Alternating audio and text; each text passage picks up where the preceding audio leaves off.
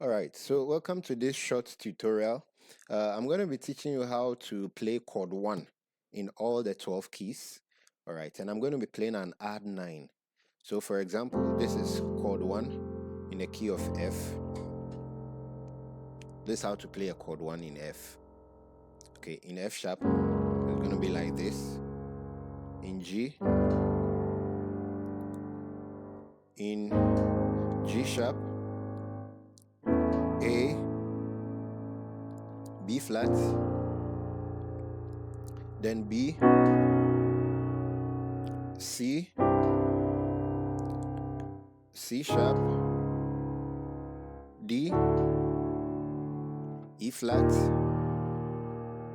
E, and then back to F.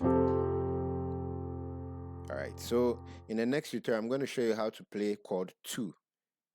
Bye-bye.